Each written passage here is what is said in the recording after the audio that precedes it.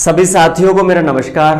आज का हमारा टॉपिक नया टॉपिक रहेगा। इससे पहले जो हमने टॉपिक देखे थे आई होप कि सभी को समझ में आए होंगे। देखिए आज का जो टॉपिक अपन क्रॉप से स्टार्ट करेंगे।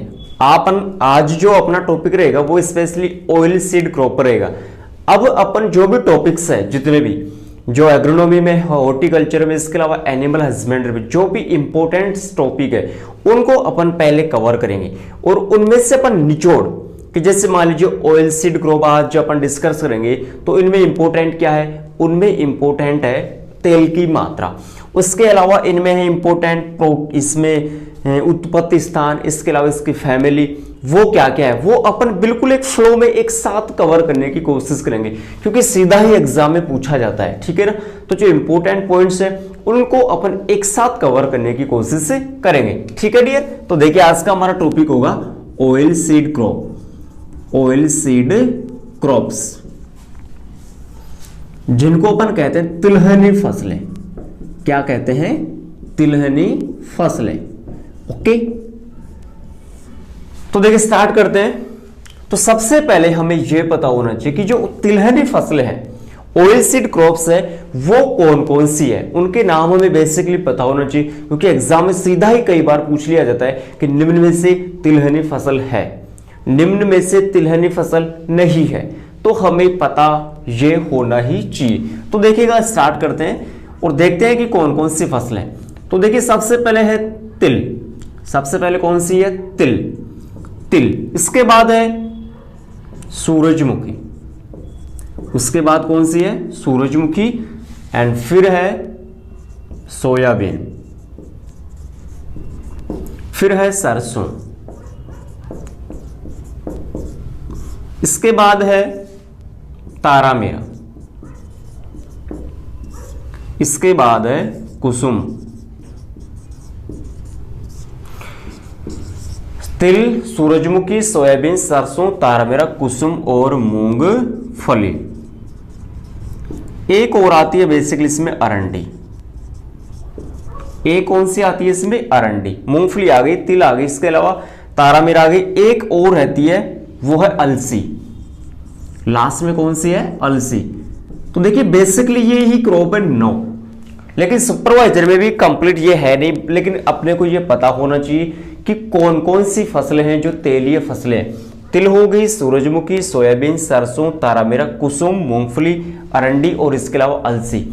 अब देखिए यहां ये चीज तो हमें को पता होनी ही चाहिए कि ऑयल जो क्रॉप्स है वो कौन कौन सी है। ठीक है, आई होप कि सभी के क्लियर होगा ये चीज। तो अब अपन देखते हैं सीधे ही तौर पर कि यहां पर रब्बी की फसलें कौन कौन सी है और इसके अलावा बेसिकली खरीफ में कौन कौन सी क्रॉप आती है, ये हमें पता होना चाहिए। यदि ये चीज पता है तो इसका मतलब यहाँ पर जलवायु, वर्षा, मृदा सभी यहाँ पर 1 से 2 पॉइंट क्या होंगे अपने यहाँ पर क्लियर हो जाएंगे। ठीक है, तो देखिए रब्बी की फसलें होंगी यहाँ पर एक सरसों, पहले तो कौन सी है? सरसों, इसके अलावा तारामीरा, सरसों हो गई, तारामीरा हो गई, इसके अलावा हो गई अपनी कुसुम, नो सरसों हो गई, तारामीरा हो गई, इसके अलावा सूरजमुखी, इसके अलावा कौन सी होगी? सूरजमुखी। ठीक है, बेसिकली यही आती है। इसके अलावा अपन पर्टिकुलर अलसी भी इसमें ले सकते हैं, अलसी। ओके डियर, सरसों, तारामीरा, सूरजमुखी और अलसी ये चारों फसलें जो कौन सी रब्बी में आती है, सॉरी कौन सी सीजन में आती है? रब्बी सीजन में आती है। इसके अलावा जो भी कंप्लीट है इसके अलावा ये कौन सी में आ जाएगी? खरीफ। तो देखिएगा मूंगफली, मूंगफली, इसके अलावा तिल, सोयाबीन और कुसुम। 4 क्रॉप है वो रब्बी में आएगी और 4 ही क्रॉप है वो किस में आएगी? इसमें खरीफ में आ गई।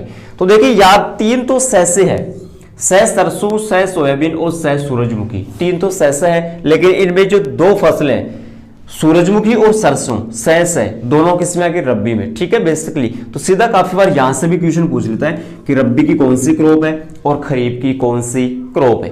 अब देखिएगा इनमें बात करते हैं अपन उत्पत्ति स्थान की। किनकी बात करते हैं? इसके उत्पत्ति स्थान की अपन यहां पर बात करते हैं। तो देखिएगा कुछ के उत्पत्ति स्थान है वो कुछ इक्वल है, कुछ के हैं वो थोड़ा अलग। देखिएगा तो देखिए अब बात करते हैं इसमें उत्पत्ति स्थान की। सीधा सीधा कई बार क्वेश्चन पूछ लिया जाता है कि सरसों का उत्पत्ति स्थान क्या है। सबसे इंपॉर्टेंट जो सबसे ज्यादा क्वेश्चन पूछता है वो मूंगफली का पूछता है डियर, और वो पूछता है कि मूंगफली का जो उत्पत्ति स्थान है वो कौन सा है। तो देखिए बिल्कुल एक एक फ्लो में बात करते हैं। तो सबसे पहले बात करते हैं इसमें अपन कि पहले फसल का नाम अपन लिखते हैं यहां पर। तो तै से तिल और तै से तारा मीरा, तारा की मीरा, तय और तय, इन दोनों तय का उत्पत्ति स्थान क्या है? भारत तय, भारत तय, तय तय भारत तय। कोई दिक्कत? ठीक है, अब आ जाएगा। इसके अलावा अपन बात करते हैं, एक है सोयाबीन, सॉरी एक सरसों और एक सोयाबीन, सरसों और सोयाबीन। अब दोनों का जो उत्पत्ति स्थान है सह सरसों सह सोयाबीन, दोनों का उत्पत्ति स्थान सोयाबीन, बीन चीन, बीन चीन। तो बीन कहां का है? चीन का है। इन दोनों का बीन कहां का है? चीन का। कोई दिक्कत? चीन बीन, सह सरसों सह सोयाबीन, दोनों का उत्पत्ति स्थान कहां हो गया? चीन। अब देखिएगा, फिर चलते हैं अपन इसके अलावा मूंगफली, most important, very very important. मूंगफली का जो उत्पत्ति स्थान है वो है डियर ब्राजील।